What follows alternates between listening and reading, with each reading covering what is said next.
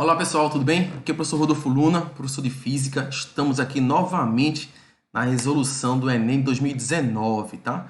A gente hoje vai resolver a questão número 106 do caderno de provas azul de Ciências da Natureza. Então vamos lá ver o que o problema está propondo para a gente. O slackline é um dos esportes no qual o atleta deve se equilibrar e executar manobras estando sobre uma fita esticada. Para a prática do esporte, as duas extremidades da fita são fixadas de forma que ela fique a alguns centímetros do solo. Quando um atleta de massa igual a 80 kg está exatamente no meio da fita, esta se desloca verticalmente, ou seja, ela cede, ela cai, ela desce, se deslocar verticalmente, formando um ângulo de 10 graus com a horizontal. Então, a fita estava esticada, quando a pessoa ficou em cima da fita, a fita desceu um pouco e ela desceu um certo ângulo, né? Essa angulação que ele está afirmando que é de 10 graus, como esquematizado na figura.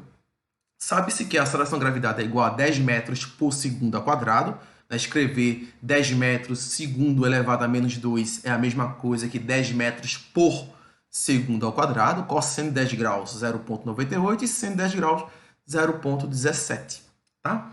Pergunta, qual é a força que a fita exerce em cada uma das árvores por causa da presença da atleta? Bom, gente, então, para começar esse problema, eu quero chamar a atenção para os conceitos físicos que envolvem o conteúdo desse problema, né? Esse problema é um problema típico da estática, né? De estática dos materiais, né? Na física. É conteúdo este geralmente visto no final do primeiro ano do ensino médio, né? Conteúdo cobrado este no SSA3 da UPE, para quem é de Pernambuco, né? Sistema Seriado de Avaliação da Universidade de Pernambuco.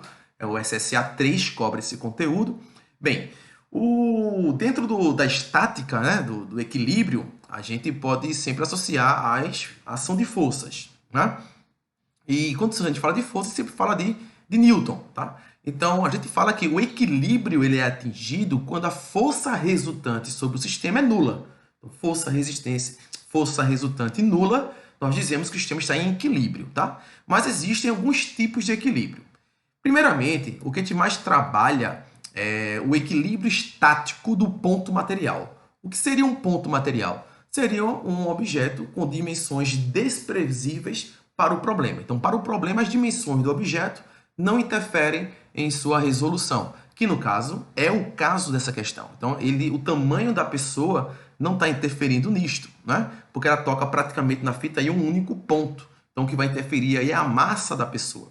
Então, no equilíbrio estático do ponto material, eu tenho aí uma força resultante sendo nula. Essa é a condição para que haja o equilíbrio estático de um ponto material. É simplesmente a força resultante do sistema ser nula, tá? Só que existe o equilíbrio estático, ou seja, o objeto está parado, tá? Do ponto material, mas também existe o equilíbrio estático do corpo extenso.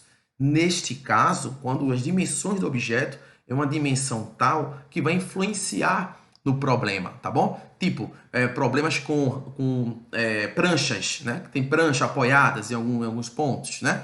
Uma marquise com o cabo preso. Então, isso são equilíbrios de corpos extensos. Para o equilíbrio estático do corpo extenso, do corpo com dimensões relevantes, temos duas condições a serem obedecidas. Uma é a força resultante deve ser nula sobre o sistema, continua tendo a mesma condição para o ponto material, só que vai ter um a mais, que é o momento. Então, existe uma grandeza chamada momento de uma força, né, que vai dizer que, para haver o equilíbrio estático do corpo extenso, o somatório de todos os momentos envolvidos em cada força envolvida naquele sistema deve ser nulo, tá? Então, a diferença do ponto material para o corpo extenso é essa grandeza a mais que chamamos de momento de uma força, tá bom, gente? Mas que não é o caso, a gente vai tentar fazer isso em um outro problema, caso exija esse conhecimento, tá bom? Mas entenda, existe o equilíbrio estático, como está dizendo aí em vermelho e em azul, em que o objeto está parado. Mas dizer que o objeto está com força resultante nula não necessariamente quer dizer que está só parado. Um objeto pode estar em movimento com a força resultante nula, tá? Neste caso, a gente fala que o equilíbrio não é mais um equilíbrio estático, é um equilíbrio dinâmico. Então, existe um equilíbrio dinâmico em que a força resultante também é nula. Neste caso em especial, o equilíbrio dinâmico ele é atingido quando o objeto se move em trajetória retilínea com velocidade constante ou movimento retilíneo uniforme. Então, qualquer movimento retilíneo uniforme está em equilíbrio, mas é um tipo de equilíbrio chamado equilíbrio dinâmico, onde a força resultante é nula. Perceba que, independentemente do equilíbrio, a força resultante é sempre nula. Tá bom, pessoal? Ok? Bem, para começar esse problema, vamos primeiro olhar para o esquema. Então, vou pegar apenas esse trecho onde está a mulher, tá? Então, tá aqui esse dois traços em azul representa o nosso fio, tá? Em forma de V, tá bom? E ele diz que esse fio, ele cedeu e formou um ângulo de 10 graus com a horizontal. Tá? A horizontal aqui, e ele formou um ângulo de 10 graus. Se a gente pensar aqui no paralelismo de retas paralelas, né? Eu tenho aqui uma reta cortando essas duas retas paralelas pontilhadas, a gente pode pensar que se aqui é 10 graus Celsius, é porque também esse ângulo aqui é de 10 graus Celsius, ângulos alternos internos, certo? Então, 10 graus Celsius, 10 graus Celsius. Então, está envolvido um pouco da geometria do sistema, tá bom? Então, a pergunta agora é, quais são as forças que existem atuando nessa pessoa, né? Nós temos o seguinte, nós temos um fio que está preso em uma árvore e a outra árvore. Então, esses fios vão puxar essas árvores, tá? Ao mesmo tempo que essas árvores vão puxar o fio de volta. Então, vamos definir aí duas trações ao longo do fio, né?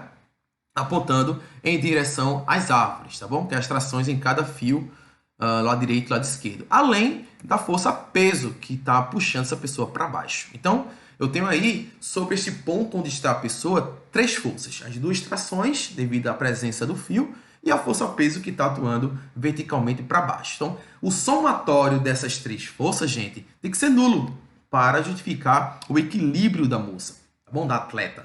Então, vamos continuar aqui o problema. Para resolver esse problema, existem várias técnicas, mas eu acho mais conveniente usar a técnica da decomposição vetorial, tá? Então, o que a gente vai perceber? A gente percebe que essas duas trações estão em direções diagonais e esse peso está na direção vertical. Então, o que eu vou fazer? Eu vou manipular as trações de modo que surjam componentes na direção vertical e na direção horizontal. É o que chamamos de decomposição de força. Tá? Então, vou decompor a atração de um lado e a atração do outro em duas componentes, uma horizontal e a outra vertical. A componente horizontal vou chamar de Tx, T na direção X, e a componente vertical vou chamar de Ty, T na direção Y. Essas duas componentes são componentes do vetor T da direita. Tá? O mesmo acontece com o outro lado. O outro lado eu também vou decompor o T em Tx, agora para a esquerda, e o Ty agora para cima. Tá bom? Então, quando eu decomponho, pessoal, eu não tenho mais as T's, tá? Quando decomponho o T, eu elimino o T e trabalho apenas com as componentes. Então, temos aí as componentes apenas, eu eliminei as trações. Então, vocês vão perceber agora que eu tenho agora 5 forças, onde a resultante 5 forças deve ser nula, tá bom? Então, quando a gente faz decomposição de força, a gente precisa encontrar quem é as relações Tx e Ty. O que a gente faz? Tx e Ty, gente, são componentes do T. Então, os valores de Tx e de Ty dependem do valor de T, tá? Quando a gente decompõe, a gente faz aquela relação de triângulo retângulo, de seno e cosseno, e a gente pode pensar no seguinte, ó. A componente Tx vai ser igual a componente T, que originou ela, multiplicado pela função cosseno de 10 graus, que o ângulo aqui em questão é 10 graus. Perceba que o vetor Tx, gente, está colado ao ângulo. Se está colado ao ângulo, a gente usa a função de cosseno, aquela brincadeirinha, có de colado, có de cosseno. Então, vetor colado ao ângulo, a gente usa a função cosseno e, consequentemente, o outro será a função seno. Então, a gente descobriu aí quem é os módulos dos vetores Tx e Ty. Tx é T cosseno de 10 graus e Ty é T seno de 10 graus, tá bom? Então, esses são esses componentes Tx e Ty. E esses módulos servem tanto para um Tx como também para o outro Ty. Por quê, professor? Porque a inclinação é a mesma, tá bom? Então, vamos ter aí os mesmos forças, que é o peso da pessoa para baixo, tá bom, gente? Então, tá aí. O que acontece? Para ver a resultante nula, você percebe que eu coloquei forças na vertical e forças na horizontal. Então, para a resultante ser nula, a gente vai trabalhar assim, ó. As resultantes da horizontal tem que ser zero e a resultante das verticais tem que ser zero, tá? Para o eixo x, que é o eixo horizontal, você percebe que eu tenho tx para um lado e tx para o outro. Então, para essa resultante ser nula, é porque obrigatoriamente deve ser o quê? Iguais. É porque um vai equilibrar o outro, né? Um vai cancelar com o outro. Então, no eixo x, eu vou definir que tx vai ser igual a tx.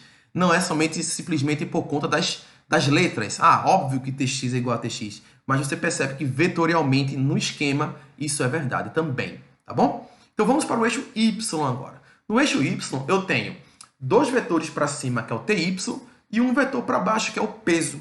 Então, para a resultante aí ser nula, como é que a gente pode trabalhar? A gente somando os dois ty, porque estão no mesmo sentido, né? A resultante de dois vetores no mesmo sentido eu somo. Então, ty com mais ty tem que ser igual ao próprio peso para baixo, para equilibrar, para a resultante no eixo y ou na vertical ser nula. Então, tá aí. No eixo y, eu vou perceber que ty mais ty tem que ser igual ao peso, tá? Como esses ty são iguais, então você soma direto, vai dar 2ty igual ao peso.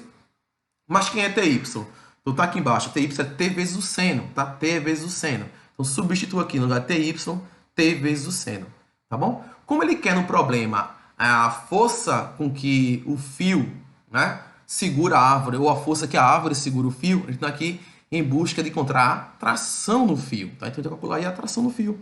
Então, o 2 seno está multiplicando, eu vou passar o quê? Dividindo, eu sei todos esses valores. A massa da atleta 80, a gravidade 10 e o seno de 10 é dado no enunciado 0,17.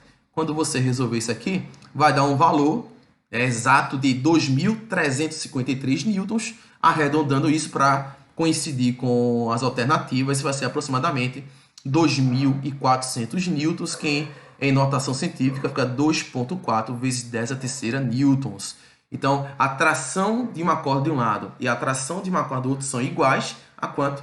2.400 newtons. Lembrando que essa inclinação de 10 graus é porque a atleta tem 80 quilos. A depender da massa do atleta que está sobre a linha, essa linha ela vai ceder mais ou ceder menos. Essa tração é devido a uma atleta de 80 quilos sobre esta linha em questão.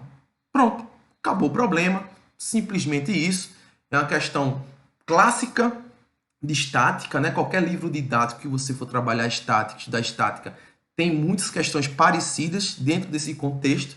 Né? A gente trabalhou aí com a parte de decomposição vetorial, tá bom? E que a resultante é nula. Trabalhamos com o eixo, depois com o eixo vertical com o eixo horizontal e definimos através do eixo vertical, porque no eixo vertical tem um peso. Então, das três forças, onde duas são iguais, eu sei de uma. Então, sabendo esta, fica fácil de encontrar as outras. Então, tá aí, gente. A tração 2,4 vezes 10 a terceira newtons. Voltando para a questão alternativa correta, a letra D. Tá bom, gente? Então, gostou? Deixa aí teu like, segue o canal, me segue aí no canal, na minha página no Instagram. E qualquer dúvida, deixe nos comentários, tá bom? E bons estudos!